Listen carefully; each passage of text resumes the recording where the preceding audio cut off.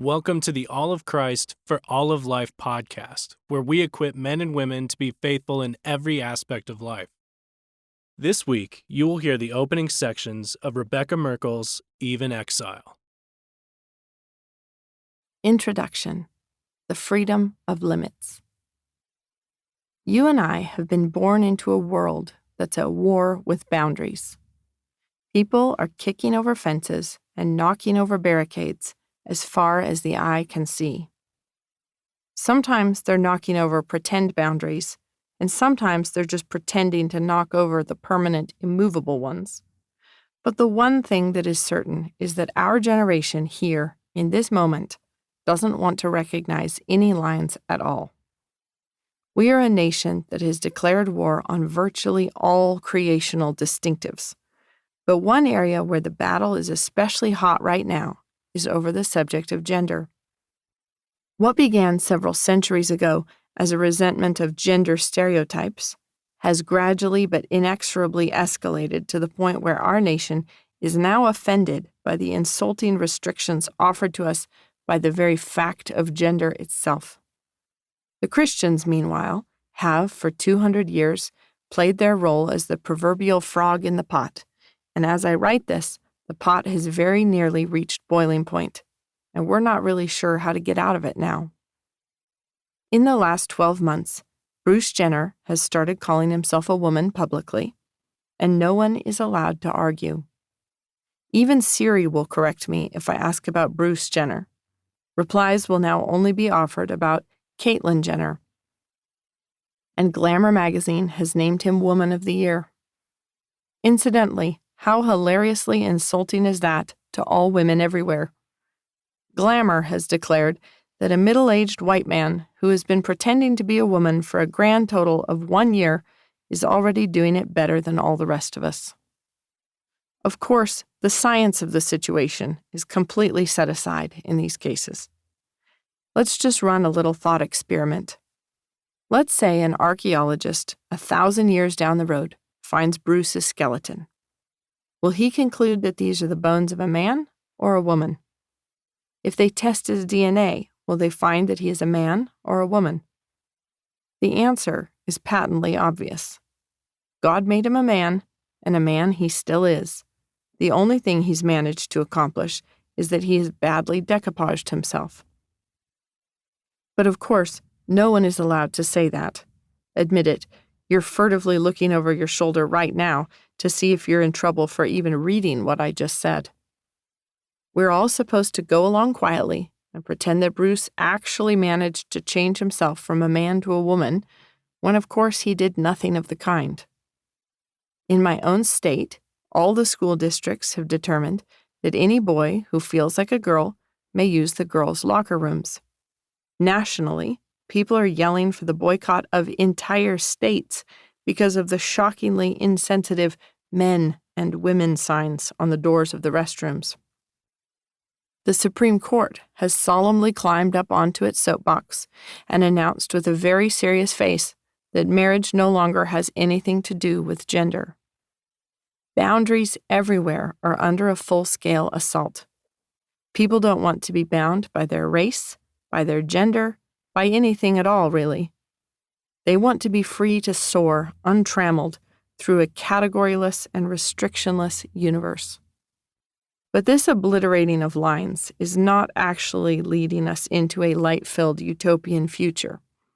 We're actually in the middle of watching our culture trip over its own shoelaces and fall unglamorously down the stairs. Chesterton said it best: "Art is limitation. The essence of every picture is the frame. If you draw a giraffe, you must draw him with a long neck. If, in your bold, creative way, you hold yourself free to draw a giraffe with a short neck, you will really find that you are not free to draw a giraffe." Chesterton is illustrating a very profound truth about the universe, and one that we would do well to thoroughly understand. It sounds as if it would be ever so fabulous and freeing to remove boundaries and restrictions, especially if you preface those words with all the right adjectives like outdated or oppressive. However, we all still intuitively understand that when we step out of our pretend world of what sounds nice and into the world of reality, life doesn't actually work that way. As a for instance, imagine a shorter than average aspiring junior high basketball player who feels that the height advantage enjoyed by other taller players is unfair. We feel sorry for him. He's awfully short after all. So we decide to help him out. We can't do anything about his height, unfortunately, but one thing we could do is remove the basketball hoops. Removing the hoops would ensure that his height didn't matter and that no one had any unfair advantage over anyone else at all. We have leveled the playing field and made everything truly fair. On the other hand, however kind our intentions were, the only thing we have actually accomplished is that we have destroyed even the possibility of playing basketball. We haven't created additional basketball freedom for anyone, not even the short guy. True freedom lies in the opportunity to pursue excellence, and that opportunity is dependent on the boundaries that define and restrict the entire field of endeavor. Basketball, without any hoops or lines on the court, isn't basketball. True freedom has to recognize boundaries. But which ones? We're Christian women, and we want to live in the way God told us to. We want to be obedient, but we're looking out over this current playing field and wondering where on earth we're supposed to stand. Old customs have been knocked sprawling, cultural norms have been overturned. Our daughters are born into the ruins of what used to be a Christian nation, and we are raising them in the wreckage of the West. What does obedience look like in this madhouse? Some women have resorted to simply looking at the past, finding some era they identify with, and trying to recreate now what they imagine femininity looked like then.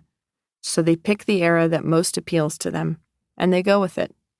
Maybe it's a Jane Austen-y life, maybe a Little House on the Prairie life, maybe a 1950s suburbia life. Other women have just wandered out into the craziness of the present and tried to hang on to their Christianity while still embracing all the changes in women's roles that have happened over the last century in America. Virtually every cultural boundary surrounding femininity has been knocked down, both the good and the bad. Those lines desperately need to be redrawn because, as Chesterton pointed out, boundaries are essential to freedom. In the same way that the out-of-bounds lines and the fixed and unchanging 10-foot hoops in basketball are what create the court itself, and therefore the ability to play the game, so too the boundaries of gender are what create the possibility of excelling as a woman. The lines define and create the space in which excellence can thrive. But if there are no lines, if Bruce Jenner can win the game that is being a woman, I may as well chuck it and decide to be a penguin instead. The cultural chaos in which we are currently living has caused many to despair and others to simply shrug and accept the postmodern crazy. But I want to argue that we are in the perfect moment to rethink this whole subject. Because our culture has kicked everything over, since nothing is left but rubble, we actually have the remarkable privilege of being able to think through each line before redrawing it. We can check each boundary against the scriptures before setting it back in its place. What a blessing. What a huge opportunity. I might not have advocated that our culture burn the house down, but there is no denying that now that the demo has actually happened, it might be nice to start with a blank slate. Rebuilding the house, but this time with better closet space and less ugly linoleum, is actually a great opportunity. We are not living in the 18th century, bound by restrictive cultural norms which may or may not be scriptural. We are not stuck trying to tear down unbiblical cultural taboos which hindered many godly women in earlier centuries. We are not, for instance, in the position of being told that our feminine intellects are too fragile to handle the rigors of an education. We are not bumping up against a widespread notion that only the men are capable of critical thought or the ability to do difficult, meaningful work. Our cultural fight over femininity will actually be in the opposite direction, because we most certainly will be bumping up against our own cultural norms. Our fight is going to be with a culture that is antagonistic to the idea of trying to draw any lines at all. We have a fantastic opportunity in front of us, but we also have a hostile audience. We are in the position of Nehemiah, returning from exile and trying to rebuild the walls of Jerusalem while the culture outside jeers. But if I could stand in any moment, this is the one I would pick. We have a huge opportunity in front of us, and I hope we can make the most of it. The way of return is open to us, but it will require strong women who are willing to show actual courage if we truly want to bring Eve back from exile. Section 1. 2 Distractions. As we tackle the subject of what biblical femininity looks like, it's important to first identify places where we could conceivably go off the rails. There's no doubt that starting from scratch on this subject is actually a ridiculously huge project, which brings its own attendant potential pitfalls with it. As soon as you bring up the subject of femininity and our desperate need to recover some of it, everyone immediately has their own ideas of how that should look, or how it should not look. And some of those things are valid and legitimate and based on solid arguments, and others of them are really not that at all. So let's begin by first attempting to eliminate 2 ways of thinking about the whole subject that are problematic and will actually hinder rather than help in this undertaking. Chapter 1. Pretendiville. One of the easiest and most obvious ditches to fall into is that of building our expectations on our idealized notions of the past. Many women are disgusted by what they see around them in our culture, and they wish that they lived in an earlier time where gender roles were clearly defined and femininity wasn't despised in the way it is today. They see the earlier societal respect for gender differences as much more creational and biblical, and they feel that if we could only recapture some of what our culture apparently used to possess, then we'd be back on the right path again. They look around them, and they see the charred remains of a spent fire, and they think if we could only blow some of those embers back into flame, then we could be comfortable again. There are a number of troubles with this approach, however. The first is the unfortunate truth that it tends to be our imaginations which are captured by some other era, not our intellects, but while we're in the midst of it, we confuse the two. Generally speaking, and as unflattering as this may be, when women yearn for some other cultural moment, their knowledge of that era comes from fiction in some form, either films or historical novels.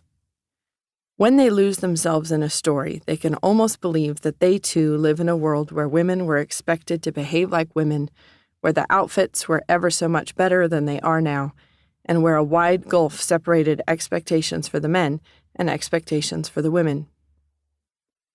We all know that flat feeling that comes after you finish a really great book or a really good film series. If you haven't experienced it lately, you must remember that sensation from when you were a kid. It's like coming down to earth with a bump, like having someone wake you up with a cold washcloth. Real life just seems insipid. Doubly so if your life actually is insipid. If a woman is living a duddy and prosaic life, fiction becomes a form of escapism, and unsurprisingly, she wishes her life was more like the lives of her favorite heroines.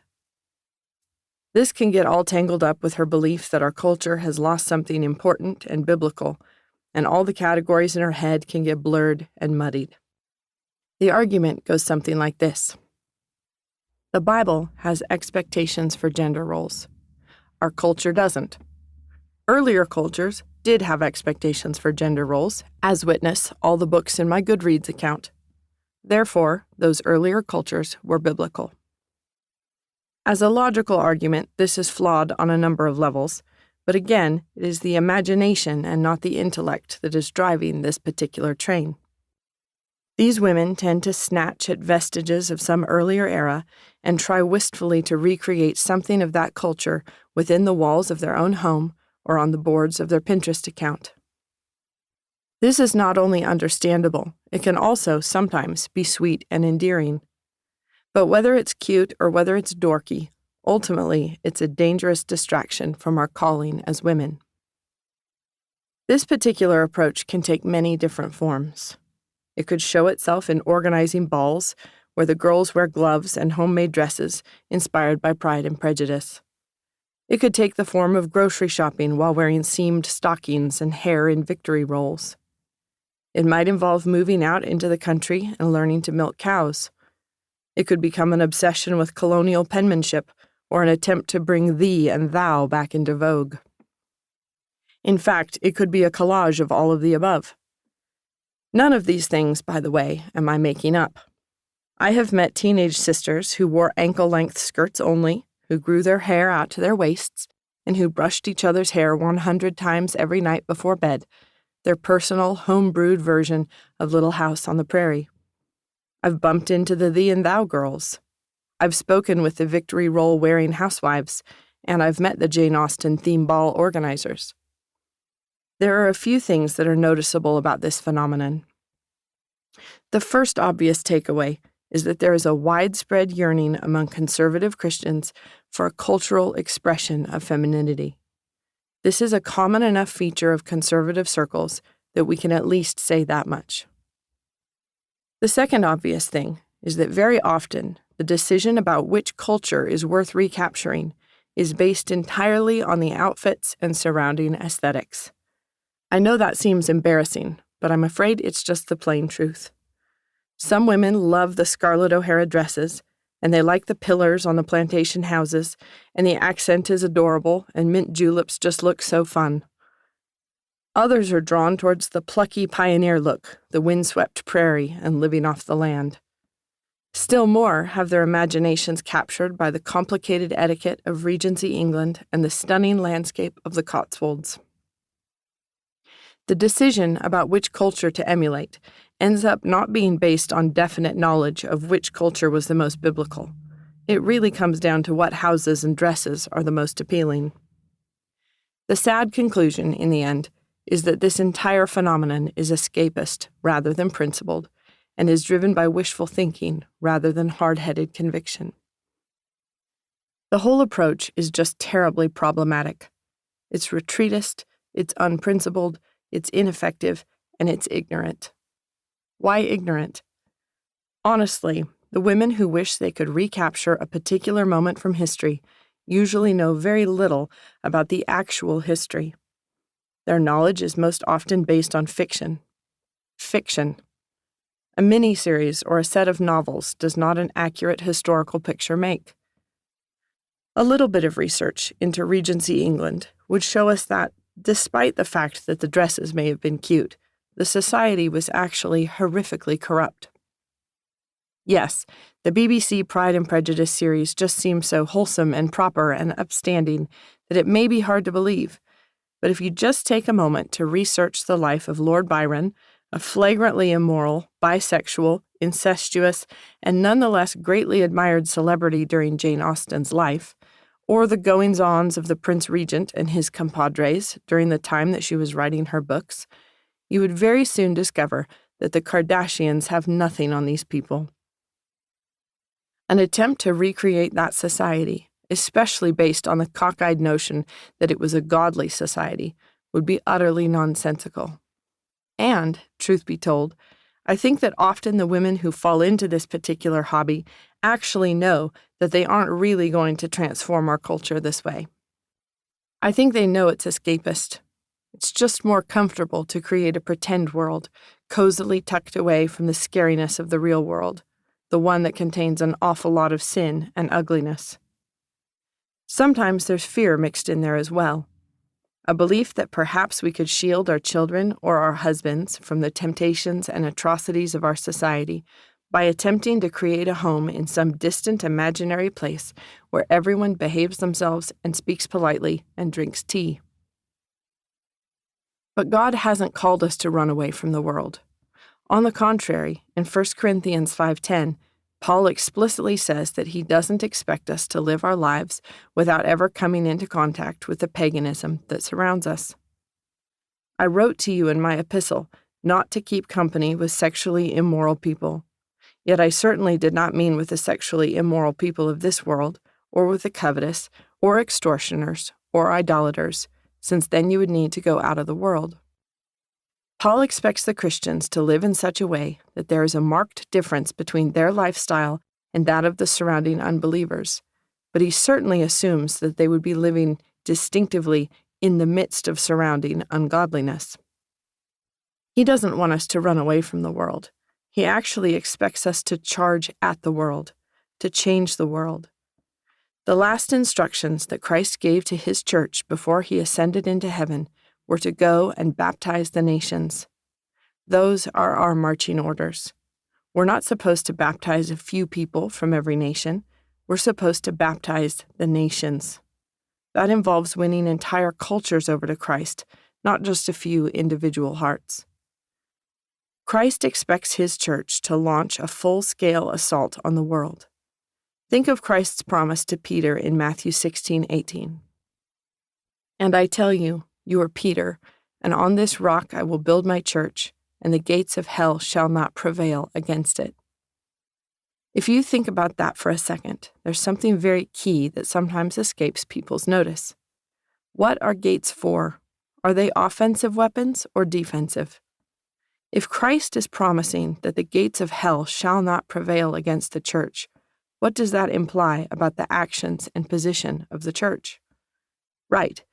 The church is the army that is charging, not the one that's on the run. We are supposed to be besieging the strongholds, and that command was given to the church, the body of Christ, which includes both the men and the women. This command is most emphatically not just to the men. The Great Commission is the new covenant expansion of the creation mandate given to the human race in Genesis. Initially, our job was to fill the earth and subdue it, Genesis 1:28. Now there's an additional component. We need to convert and baptize the world, Matthew 28:19. Throw your mind back to Genesis. What critical ingredient was Adam missing when he was first created? He needed a helper. By himself, Adam was incapable of doing his job, incapable of either filling the earth or subduing it. So God created a helper suitable for the job. Woman was not an afterthought, or just someone for Adam to talk to, or someone who would make him sandwiches while he did all the filling and subduing of the earth. She was essential to the entire program. When God gave Eve to Adam, he was handing Adam an amplifier. Adam alone is just Adam. Adam with Eve becomes the human race. Adam is the single acorn sitting on the driveway, which, no matter how hard he tries, remains an acorn. Eve is the fertile soil which takes all the potential that resides in that acorn and turns it into a tree, which produces millions more acorns and millions more trees. Eve is fruitfulness. And if the Great Commission is the expansion of the creation mandate, if it is an unpacking of God's command in Genesis, then surely we see that women are integral to this project as well. The job of taking the world for Christ cannot be done by the men, while we women sit off to the side and amuse ourselves with tea parties and having the occasional baby. If we take ourselves out of the game, the men cannot possibly accomplish what they are supposed to accomplish, any more than Adam could have filled the earth on his own. We are integral to this project, and it's absolutely critical to the gospel mission that we recover a sense of our role. Thank you for listening to this week's edition of the All of Christ for All of Life podcast. If you're interested in hearing the rest of Becca's book, you can find it at audible.com and everywhere audiobooks are sold.